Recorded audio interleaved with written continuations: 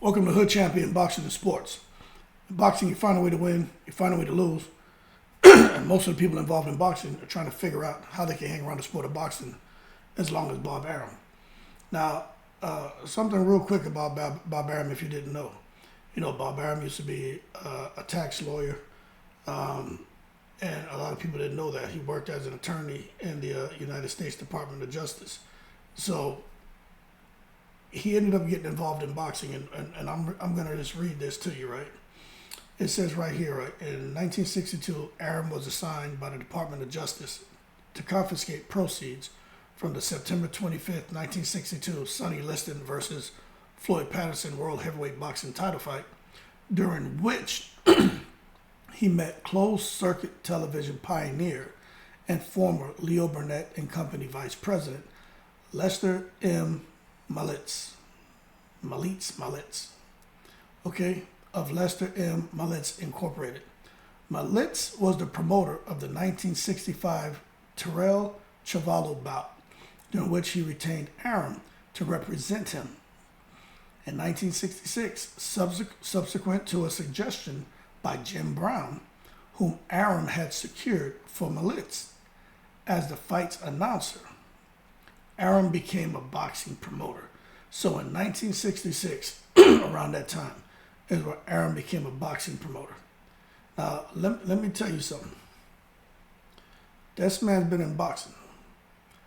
Just like he just kind of stumbled across it. And this man's been out here plugging along for years. But how? And you look at him at his advanced age. This man is out there in the middle of the biggest fights in boxing still. Now, I'm going to tell you something. I remember hearing all the time before I retired, right? I'm talking about from the time I joined in 1994 to the time I retired in December 2018, right? I would hear people say stuff like, they have an A team, they have a B team, you know what I'm saying? And I've always been this, I'm trying to get on the A team. And I never knew what the hell that meant.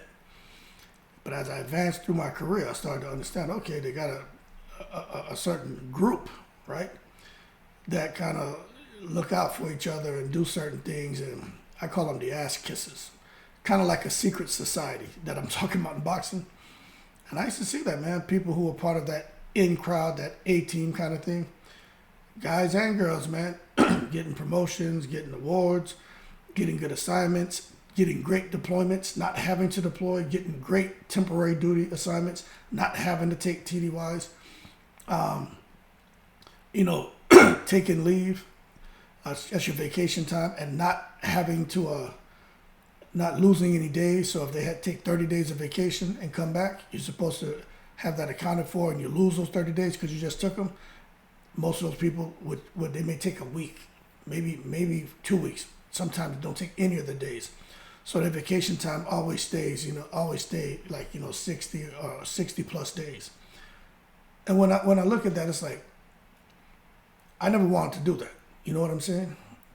So I still did very well, but I grinded, man, and I figured out what is it that these people need from me. And once I figured that out, I took off. I had to work on my attitude a little bit, but things took off. So if I was to compare the way I plugged along to a promoter in boxing, I don't know. Maybe that little Jewish guy, man, who, I don't know his name, man, but he's the guy who he represents a few boxers, man.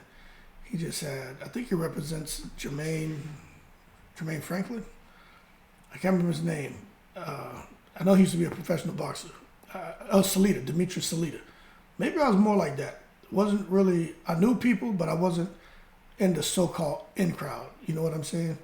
But the people in the in crowd were wondering, how the hell is this guy doing what he's doing? Because I'm going to tell you, once you're consistent, and people see that, that's just how he or she is. And you're dependable, things work out. So when I watch Bob Arum, I think he's all those things, but I think Bob Arum is a guy who was consistent, dependable, but also part of that in crowd, that A team. and now what I call the secret society. You look at everyone else throughout the years who's just, they've been existing or trying to kind of, latch on like a parasite to a host. Anybody who's doing something good, like Lou DiBella reminds me of, he's like a parasite. You know what I'm saying? He's just trying to latch on to any and everything going on in the sport of boxing, just so he can just get a little blood out of him, so he can get a couple of dollars out of him. But Lou DiBella doesn't seem to be anyone who can stand on his own to put on a huge international event. He can be part of something. Again, they have the host, then you have him, the little parasite clinging on to the host. But he's not someone who can, I don't think, can stand on his feet and put on some shit like what they had in Saudi. But you look at Bob Arum, who's been doing that, time after time after time again. You got to sell your soul a little bit, in my opinion, to get to that point. You look at Don King.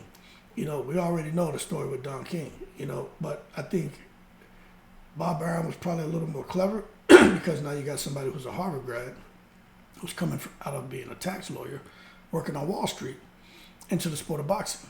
So he knew a whole lot about taxes, a whole lot about money, and a whole lot about how to, about forming a business and running a business. And then he had connections with the right people. And as he progressed through his career as a promoter, he was just making all the right connections, doing the right things. And, he just knew what he could and could not do. And he's very intelligent.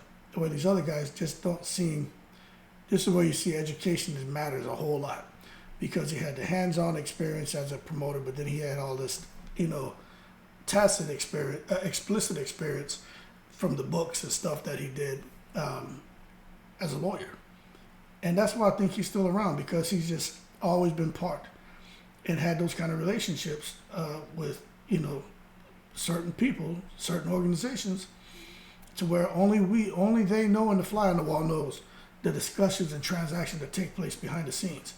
If anyone says who says I'm reaching during this conversation, look, man, I've read too many articles about the corruption in boxing and the hand that Bob Arum had in it, Don King had in it, the whole thing with sanctioning bodies. You know what I'm saying? I've read a lot of articles on that, and I'm like, damn, the same thing that was happening back in the 80s especially, same crap you see happening now, man.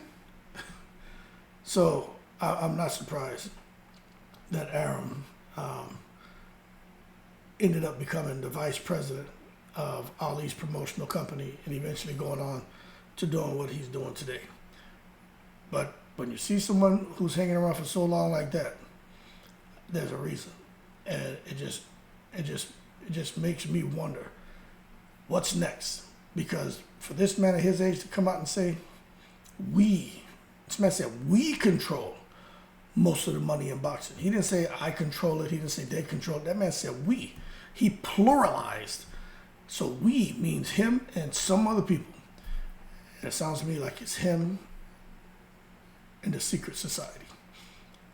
And I'm sure there's bigger things to come for this man, his fighter, Tyson Fury, and his fighters as well. But it's really about that Tyson Fury.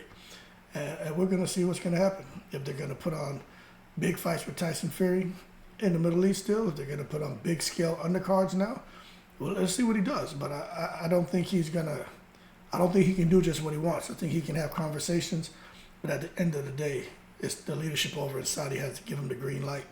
But Bob Arum's okay with being a yes man, because as long as he's getting paid and things are working out good for him, he's cool as a fan. And I think that's how come Bob's been around so long, because he kind of knows when to push, when to scale back. He kind of knows when to quell situations. However he does that, he knows when to say, you know what, we just need to go ahead and allow this to escalate. And he's just a brilliant mind.